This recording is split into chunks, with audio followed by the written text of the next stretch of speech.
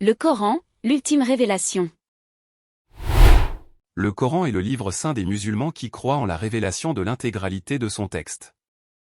Chacun de ces mots a été révélé en arabe par Dieu lui-même au prophète Mohammed, paix et bénédiction d'Allah sur lui, par l'intermédiaire de l'archange Gabriel. Cette révélation eut lieu au 7e siècle et s'étendit sur une durée de 23 ans. Elle commença quand le prophète avait 40 ans, paix et bénédiction d'Allah sur lui.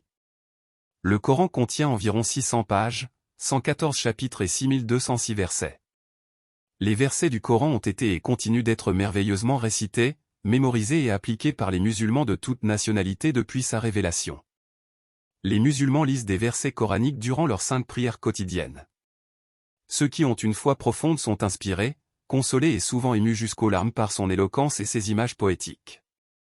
Outre sa beauté, le Coran contient beaucoup de versets qui décrivent avec précision des phénomènes naturels dans divers domaines tels que l'astronomie, la géologie et l'embryologie.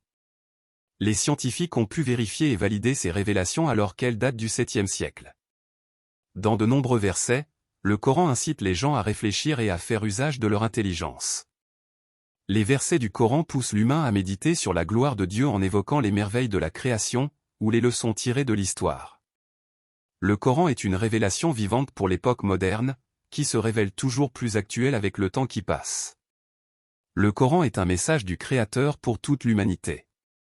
Celui qui cherche le but de la vie et le sens de l'existence trouvera en ce livre le guide par excellence, Inch'Allah.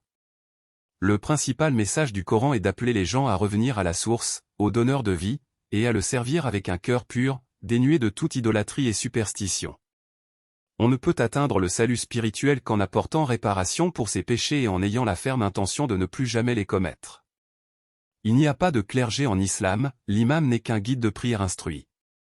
Le musulman s'adresse directement à son Créateur. Le Coran se présente comme un guide pour toute l'humanité. Il s'adresse à ceux qui raisonnent, sourate 30, verset 24 du Coran.